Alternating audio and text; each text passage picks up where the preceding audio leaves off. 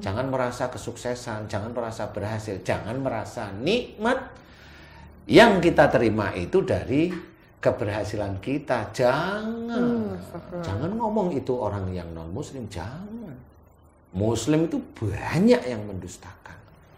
Yang mengatur jalan orang seperti kita itu ya orangnya sendiri yang mengatur. Menjalankan, dia ingin apa? Jangan bilang saya ingin mencuri, itu sudah diatur Allah. Itulah seorang muslim yang betul-betul menjaga iman. Berarti berhati-hati dalam berkata. Dan berarti Kan emang dalam betul memilih Kata-kata tuh kadang gimana biar milihnya baik, tonton si Rama. Kan banyak ilmu di situ. Banyak ilmu. Dasar program. Waduh. Itu guys, itu namanya program director ya begitu itu, tonton siraman kolbu. Tapi emang benar kan, Ustaz, kita jadi tahu Ya, kan, memilih yang mana yang baik, memilih yang mana yang tidak, itu kan. Kalau kita tahu ilmunya, di mana kita mau tahu ilmunya, kalau kita tidak. Iya, tidak bisa memilih mana yang baik dan enggak, bener sih, tapi enggak terus siraman kolbu aja. Di antaranya ya Ustaz ya. Ya lihat saya aja lah, nggak apa-apa. channel Pak Ustaz. Channel saya juga malah komplit loh di sini tuh. Ya, tanya ini sama para guys, para guys sama ini. Ya, memang kita harus pahami itu, Mbak Ani, Mbak Devi. Jadi Allah itu menyentuh di semua lini sebenarnya. Jadi jangan merasa itu dari kita, kemudian kita ujub, sombong, nggak boleh. Kalau mamanya, kalau ada tadi kayak mamanya ada anak, anakmu gimana? Oh alhamdulillah baik. Lulus, naik kelas, alhamdulillah naik kelas. Ini masih diem nih. Kemudian sewajarnya ya dia dapat ranking enggak? Ya alhamdulillah biasa-biasa aja. Walaupun dia tahu anaknya ranking 1, tapi ya alhamdulillah anak-anak normal pada umumnya lah. Nah itu, ini orang itu mencoba menyembunyikan itu, itulah pahala. Oh nggak paham nih. Iya. Gitu langsung ya Pak. Pasang di status. Posting langsung. Itu tuh Pak. Ya, kalau itu memberi semangat sih ya. Tapi masuk semangat. Jarang ya. Pasti ada. Kalau semangat itu kan ada pembukanya dulu. Jadi harus ada hati-hatinya juga. Harus ya seperti itu menurut saya ya. Kalau penyemangat itu ya barangkali kayak kita ini mencoba memberikan semangat lah, memberikan ilmu. Yang itu jangan, yang ini jangan, seperti itu. Karena bahaya, sombong itu bisa menghancurkan semua amal soleh, semua pahala itu hancur. Nah orang nggak pernah tahu, orang muslim itu sering sekali mendengarkan pengajian seperti itu di taklim. Saya yakin para ustadz itu yang begitu itu sudah hafal lah ya. Tetapi api yang membakar, kayu bakar. Iya, jadi itu harus benar-benar menjadi pengingat pada taklim. Ya, pada majelis-majelis itu pengingat, dan itu kuat.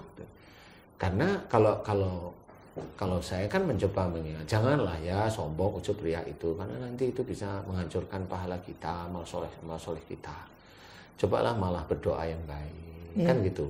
Contoh berdoa itu begini, umpamanya sombong, riya, ujub, kan begitu. Jadi cobalah untuk mengingat suatu ketika dalam sholat itu kita evaluasi untuk diri kita.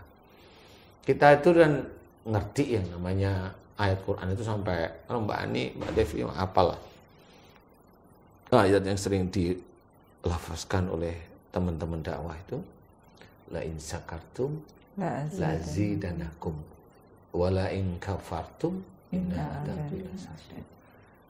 Kalimat pendek dari ini menunjukkan siapa yang bersyukur atas nikmat Allah akan ditambahkan nikmat.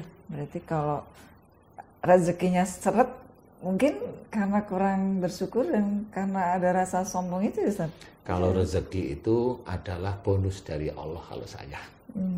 Dan rezeki itu adalah alat penguji kita. Rezeki penguji. Rezeki itu apa aja? Oke, kita breakdown.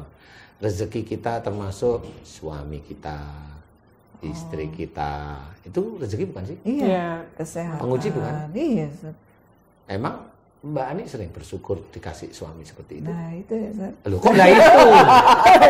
Guys, kalau ada kata-kata itu yang muncul pertama, lah itu, udah saya nggak mau meneruskan. Ini Ngerti? garis bawahin dulu. Itu langsung, saya nggak mau meneruskan. Kenapa saya nggak mau meneruskan? Nah, Berarti ada sesuatu gitu ya, ada sesuatu. Inilah cara saya berpikir dengan sangat cepat. Kalau orang, lah itu masih nunggu. Kalau aku, lah itu cukup. Udah cukup. Karena memang jarang sekali kita syukuri Iya, benar, Pak. ya. Walaupun itu penguji yang sangat sering tidak kita syukuri. Nah, sangat sering tidak kita syukuri. Atau kita berbicara nikmat dulu deh. Dari apa yang sebenarnya itu bisa menjadikan sombong. Ini sama ini. Kalau kita itu bersyukur itu pasti kayak Mbak Ani tadi ya, saya nggak bisa menyalahkan Mbak Ani ya. Hampir semua orang di muka bumi ini yang namanya nikmat itu pasti rezeki. Iya. Maksudnya harta. Maksud saya harta ya. Iya, Saya nggak bisa cerita rezeki.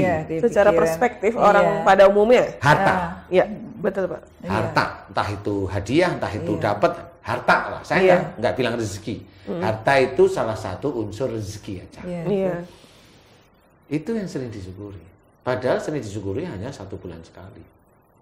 Iya. 1 bulan sekali itu berapa detik sih ngomong? Alhamdulillah. Saya hanya bertanya aja sih. Lah itu. Tapi, oke, kita bahas tentang harta. Oke, kita ini guys, pertanyaan ini saya bertanya pada teman-teman beriman, soleh dan solehah semuanya. Tapi ini pertanyaan boleh dijawab masing-masing sambil mendengarkan saya. Dan penjawab adalah Mbak Ani dan Mbak Devi. Oke? Oke. Saya akan bertanya pada Mbak Ani dan Mbak Devi. Tekan. Enggak apa-apa ini.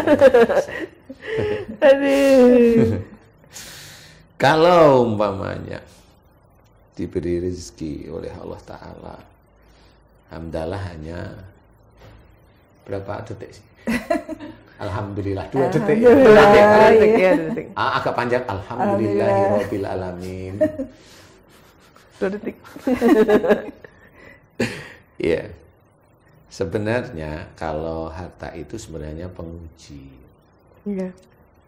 Penguji termasuk kekurangan harta, kelaparan, kehilangan jiwa. Ada di Al-Quran. Nah, itu kan sudah jelas. Termasuk adalah buah-buahan. Nah, yang saya ceritakan di sini adalah buah-buahan. Nah, buah-buahan itu adalah hasil. Hasil. Kiasan itu ya. Jelas kiasan. Kalau Quran itu ditulis betul-betul sama seperti kejadian sehari-hari, namanya itu koran, majalah. Twitter, nge-tweet.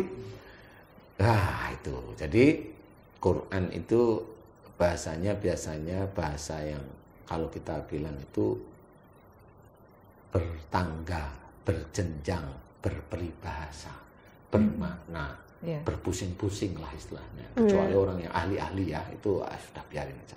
Saya juga menyitir. Sebenarnya buah-buahan itulah sebenarnya hasil usaha kita dari ikhtiar kita.